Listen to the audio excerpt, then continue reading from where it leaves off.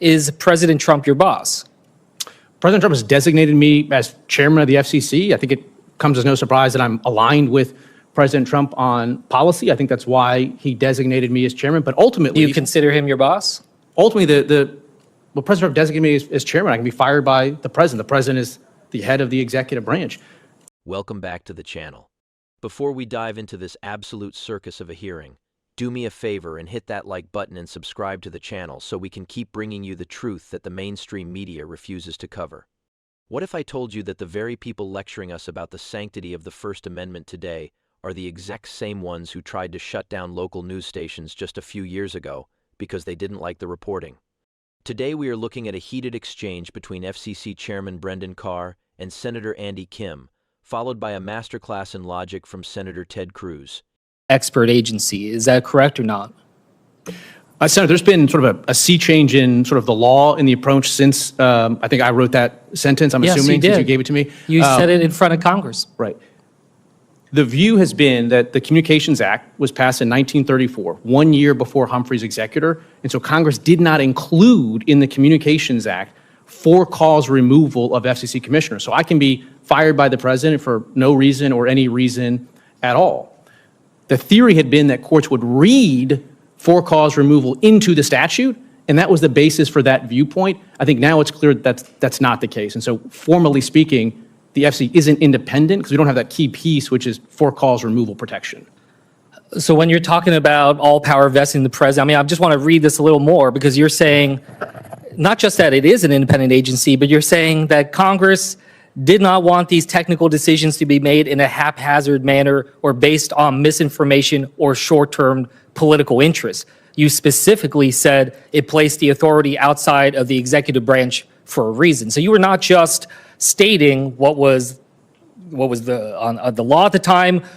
You were stating the benefit that comes with the independence. So I guess I'm just trying to get a sense from you. If you don't think that the FCC is independent, then is President Trump your boss?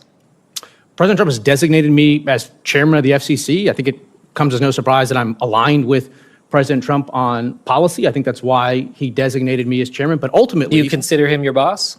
Ultimately, President Trump designated me as chairman. I can be fired by the president. The president is the head of the executive branch. The decisions of the commission. So he's your boss. Look, the decisions of the commission are going to be based on a vote of the three of us right here. So there are some things that are different about that. And our decisions are going to be based on the facts and the law and the record. You swore an oath when you came into your job, right? Does the oath have the word president in it? Senator, again, I'm not tracking this line. What I'm saying is every decision. Do you remember the oth that you took? Yeah. You swear an oath to protect what? Sir, every single decision. What is it that you're protecting? In this job, we're based on the facts, Constitution the law, of the United States. I'm just consistent. This is not consistent with the Constitution. I'm just trying to get a sense of how you're trying to operate here. So I guess I'd just like to be a little bit more direct here. Have you ever had a conversation with the president or senior administration officials about using the FCC to go after critics? Well, first of all, Senator, I don't get into the specifics of conversations that I have with the president. Let me reframe it then. Would it be appropriate for the president or senior administration officials to give you direction to pressure media companies? Look, Senator, I'm not going to get into hypotheticals. What I can tell you again is decisions by the commission. The easy answer is no. The decision of it's not a hypothetical. It's literally just trying to determine whether or not you are understanding your job belonging to the American people. Trump is not your boss. So the American people are your boss. The basis and here's just one example I want to give on this. The basis for the commission decisions are going to be based on a vote of the three of us. Let me finish my comment here, okay? The left is currently in a total panic because Brendan Carr, a man who actually understands the law, has been tapped to lead the FCC. During the hearing, Senator Andy Kim tried to trap Carr in a word game about who his boss is. Kim was desperate to get a soundbite of Carr saying he answers only to the president, but Carr stayed cool. He pointed out the legal reality that the FCC is part of the executive branch and that the president has the legal authority to remove commissioners. This isn't a conspiracy theory, it is the law as written.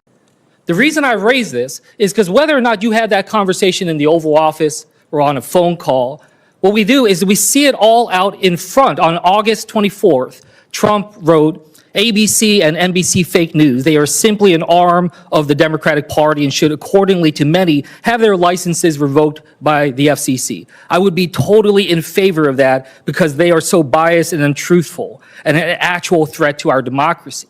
So this is not hypothetical, like you said. He did intentionally try to pressure you and direct you to be able to use your power in the FCC against media companies that he thought were biased against him.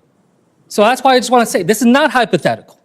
This is not theoretical. This is real. And I was trying to get a sense of whether or not you thought this behavior was appropriate or not.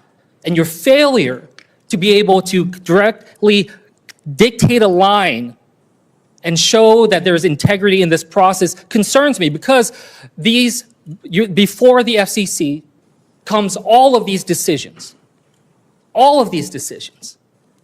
And when you cannot tell me directly that Trump is not your boss, that the American people are your boss, I do not trust you that you can make these decisions with the independent mind that is needed and directed by Congress. And with that, I'll yield back, When we make Chairman. decisions at the commission, it's a vote among the three of us. It's a product of the three of our votes, and we all can suggest edits and change items, and you can see for yourself the bases in reasoning for it. So would it be Subject to appropriate judicial then scrutiny. for the president to try and remove and replace any commissioner because he disagrees with the decisions made by that commission? The president can remove any member of the commission for any reason or no reason I at know all. that, but do you think that's appropriate?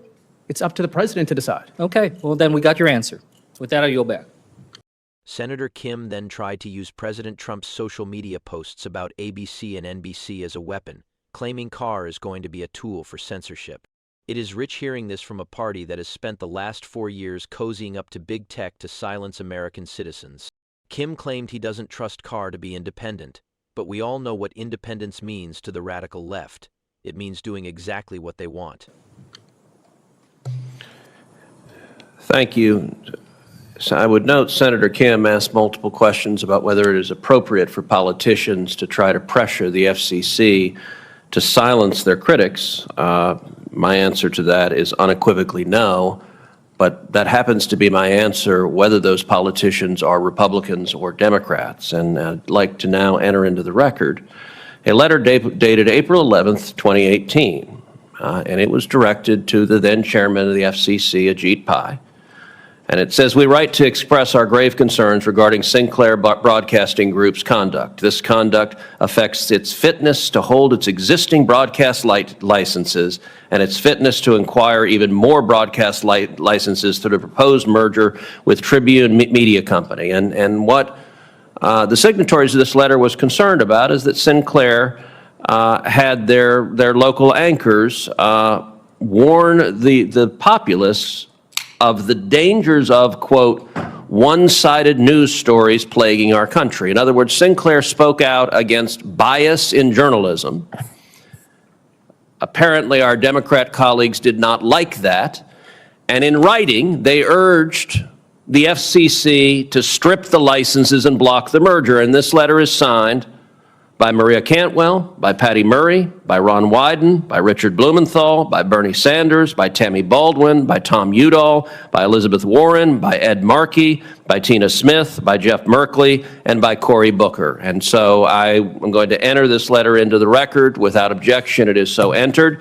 And I would point out the principles ought to apply to both sides evenly. I appreciate your comments. Could I say a quick rebuttal here?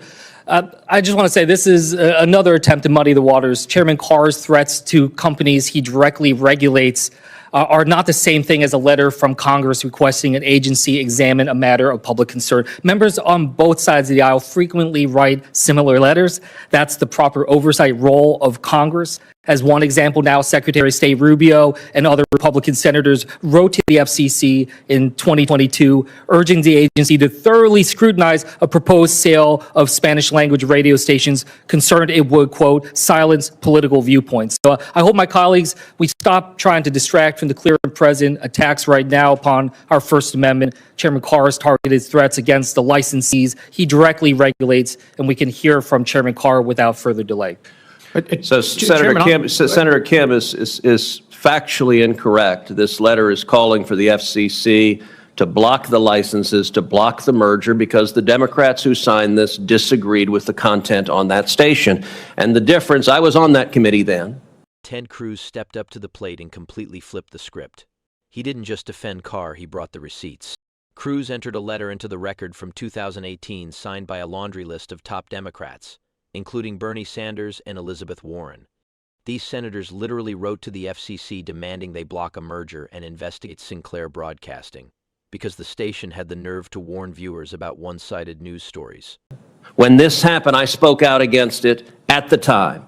And you know what? Not a single Democrat on this committee had a word to say about it. I was also on this committee at the time that Democrats tried to go after Fox and deny a routine license renewal, again, because Democrats didn't like what Fox News says. You know what? I don't like what MSNBC says, but I'm not urging the commission to take away MSNBC's license. And so suddenly, when the current administration and FCC makes comments about Jimmy Kimmel, comments that, as you know, I disagreed with and spoke out against, suddenly Democrats have discovered the First Amendment, and my request would be maybe remember it when Democrats are in power, that the First Amendment is not simply a one-way license for one team to abuse the power and the other not. Instead, we should respect the free speech of all Americans, regardless of party.